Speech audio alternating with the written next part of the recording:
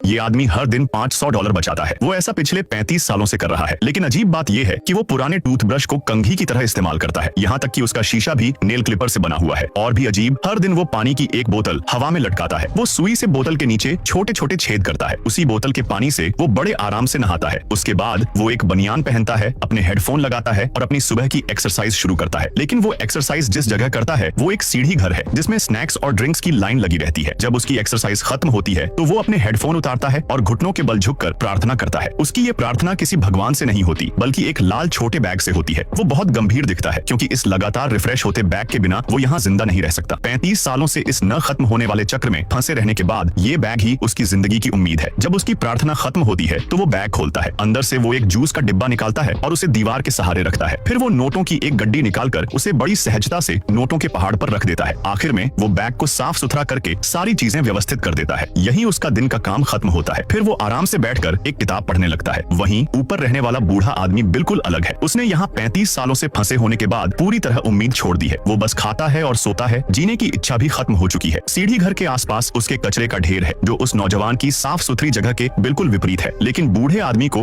अपनी हालत की परवाह नहीं है क्योंकि हर दिन सब कुछ रीसेट हो जाता है। चाहे जितना कचरा हो, कुछ खत्म नहीं होता। लेकिन कोई यकीन नहीं करेगा कि ये बूढ़ा आदमी कभी पुलिस अफसर था और ये नौजवान सिर्फ एक चोर। और तो और 35 साल पहले इस नौजवान का भाई इसी बूढ़े आदमी की वजह से मारा गया था। लेकिन इस अंतहीन चक्र में जहाँ से कोई बाहर नहीं निकल सकता, दोनों ने अपनी नफरत को भुला दिया। ऐसा लग रहा था कि उनकी जिंदगी शांति से हमेशा के लिए ऐसे ही चलती रहेगी। लेकिन तभी कुछ अनहोनी हो जाती है। एक दिन बूढ़ा आदमी अचानक अपना सिर पकड़कर जोर से चिल्लाने लगता है। नौजवान भागकर उसके पास आता है। उस वक्त बूढ़े आदमी को सहन न करने वाला दर्द हो रहा था। नौजवान कुछ समझ पाता उससे पहले ही बूढ़ा आदमी अपनी जान गंवा देता है। अब नौजवान परेशान है। उसे समझ नहीं आ रहा कि वो यहाँ अपनी बाकी जिंदगी अकेले कैसे बिताएगा।